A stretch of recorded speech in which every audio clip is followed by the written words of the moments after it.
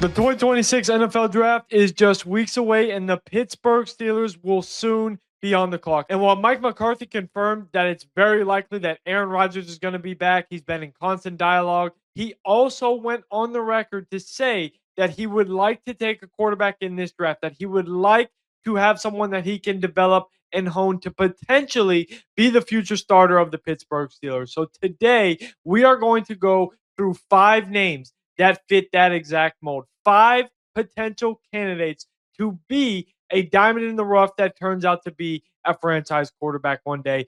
That being said, let's dive right in. Starting with our first prospect, Cade Klubnik, quarterback out of Clemson. Now, what you're going to see is a very popular trend among our first 3 candidates. All of them coming into the 2025 season had extremely high hopes. Honestly, as recently as the past summer, they were all mocked to be first-round picks, and Cade Klubnik was right up there. I mean, a lot of mocks had him going first overall because of what he showed during the 2024 season. However, 2025 didn't go to plan, and honestly, it unraveled the same way it did for Clemson, and Cade Klubnik is now largely viewed as a day 3 prospect. And you're getting someone who, in my opinion, what I believe Cade Klubnik is a bigger Johnny Manziel. He's a little bit taller, 6'2", 207, former number 1 quarterback in his recruiting class.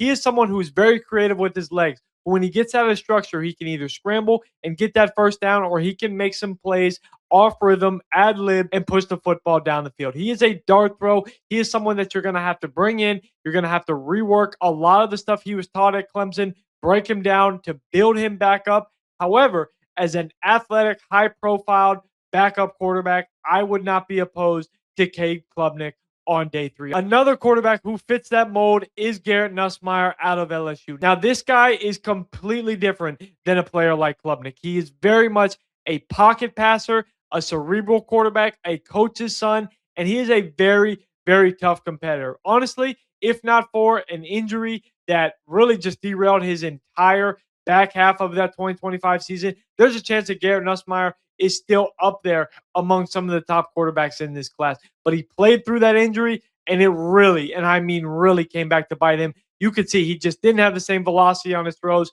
He had some spray misses. He was not nearly as accurate, as poised as he needed to be. And honestly, it led to him ultimately getting benched, and really the LSU program just completely unraveling as they fired Brian Kelly. However, if you're the Pittsburgh Steelers, he's the type of player where what you see is what you get. You know that he comes from an NFL bloodline, given that his father coaches in the league. You know what you're getting in terms of a high character individual that's going to go out there. He's going to compete. He's going to do what is required of him every single day. So if you're the Steelers, I would not be opposed at all to drafting this guy anywhere between the 4th and 6th round. Just see what you got. He's 6'2", 200-something pounds. Not the biggest guy. As I said, not the most athletic. Has a decent arm, but he's a cerebral passer. Someone who, to me, screams 5 to 10 year backup in the NFL. And then number 3, in terms of the highly anticipated quarterbacks in 2025, you know we got to talk about Penn State's own Drew Aller. And this guy, honestly,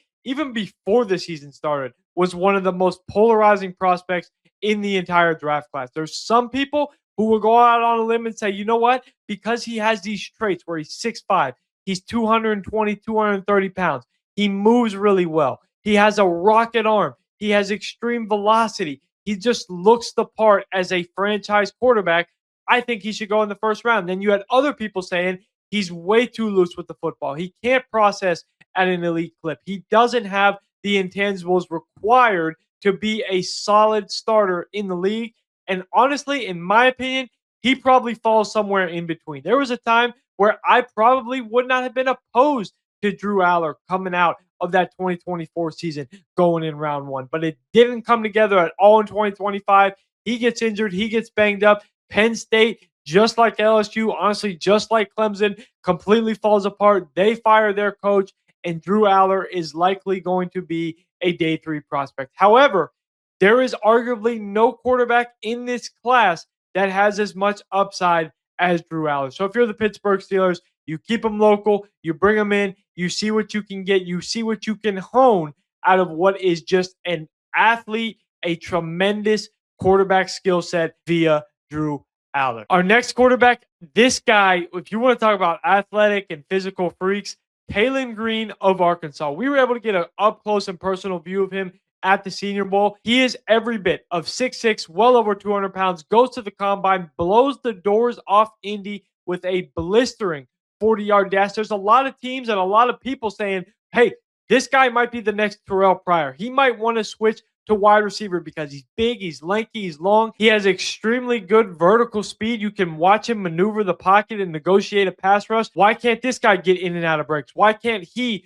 be the next Terrell Pryor, the next quarterback to switch to wide receiver like a Julian Edelman? Well, if I'm the Pittsburgh Steelers, maybe I look to do that one day. But right now, I see a 6'6" quarterback with a rocket arm and extremely good maneuverability skills, someone who can get out there and be a scrambler. I have zero, and I mean zero issue with taking Taylor Green on day 3 of the NFL draft. And that leads us to our 5th and final prospect, and honestly, probably my favorite when it comes to dart throws at quarterback, NDSU's Cole Payton. Now, this guy is unlike any prospect in this class. As we sourced back during the regular season, A to Z Sports was told by NFL sources that Cole Payton was the best running quarterback in college football. And honestly, that's not that much of a stretch. He's 6'3". He's 200-something pounds. He has a chiseled, lean frame, yet he gets out there and he runs the football like he's Cam Newton. But he's unique